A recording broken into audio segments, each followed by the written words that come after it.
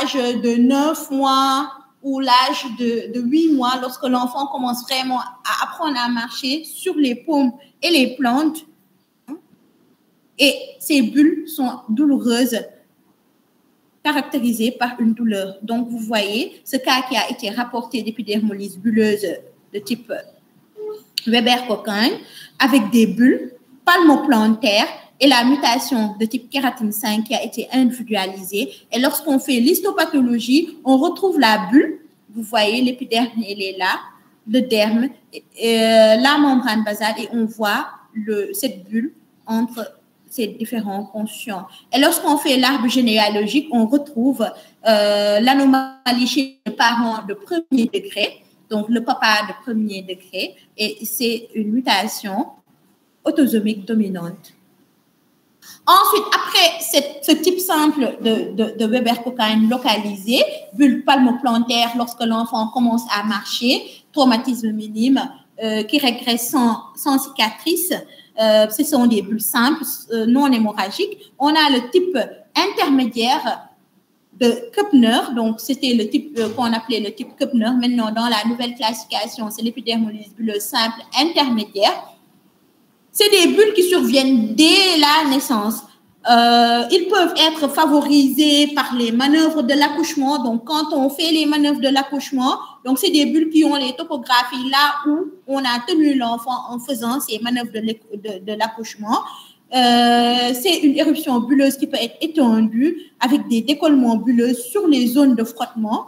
Au cours des premiers mois de la vie, on peut avoir une petite possible atteinte de la muqueuse buccale favorisée par la succion. Donc, lorsque l'enfant tète, ce mécanisme-là, par ce mécanisme-là, on peut avoir des bulles et ça peut gêner véritablement l'alimentation, d'où des précautions parfois lorsque on l'allaite, mais c'est très difficile.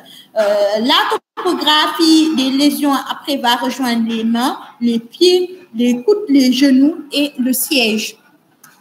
La particularité de ces bulles, c'est des bulles claires qui guérissent sans laisser de cicatrices. Il n'y a pas de cicatrices résiduelles dans cette forme simple. Parfois, un léger trouble pigmentaire, mais elle est transitoire.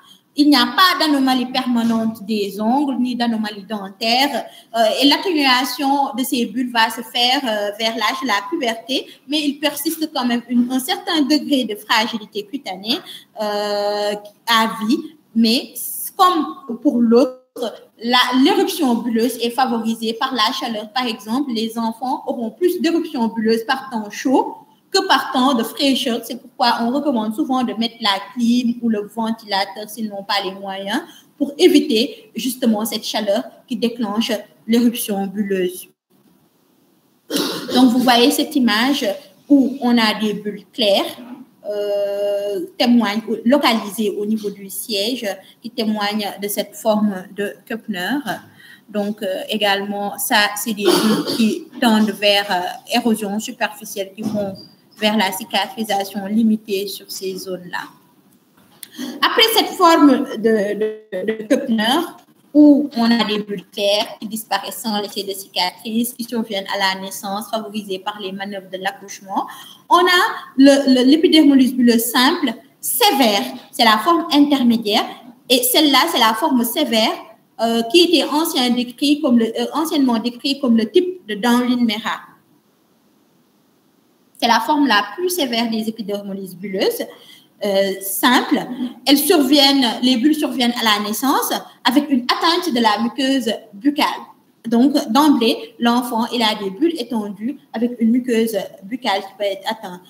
Et il y a une disposition particulière de cette bulle qui fait que, d'où le nom épidermolyse bulleuse simple type herpétiforme avant aussi, c'est comme ça qu'on l'appelait, c'est la disposition arciforme ou annulaire des bulles. Il s'y associe une fragilité dentaire, des onychodystrophies possibles et une kératodermie palmoplantaire. Donc, vous voyez cet enfant qui a d'emblée à la naissance des bulles diffuses avec une disposition annulaire herpétiforme. Donc, les bulles sont regroupées comme également, c'est le cas de cet enfant-là avec des bulles annulaires avec une disposition arciforme, herpétiforme diffuse sur tout le corps et une atteinte de la muqueuse buccale. Donc ici, c'est un enfant beaucoup plus âgé. Donc, comme on l'a dit, quand l'enfant prend de l'âge, la symptomatologie a tendance toujours la distribution arciforme des lésions, faisant qu'on l'appelle le type. Ici, c'est une famille, probablement un type, voilà. Ça, c'est son frère qui a ces lésions diffuses et des cicatrices pigmentées.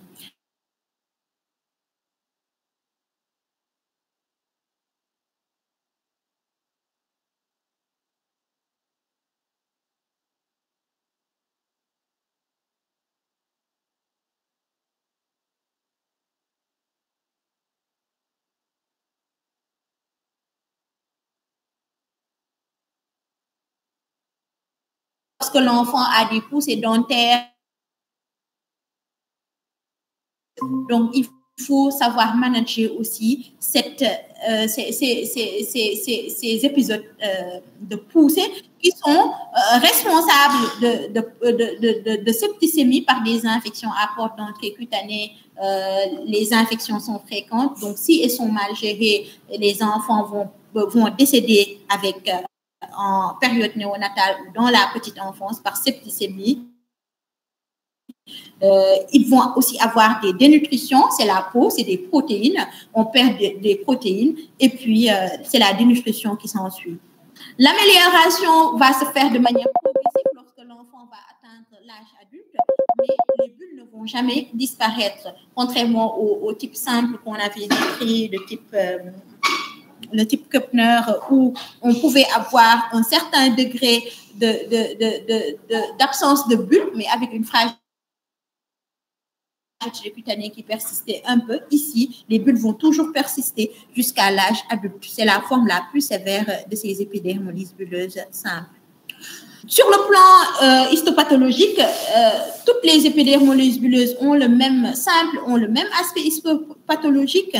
Donc, là, une biopsie de la bulle va montrer une bulle qui est intraépidermique avec un clivage situé au niveau des kératinocytes basaux, comme on l'a montré en haut dans le cas clinique.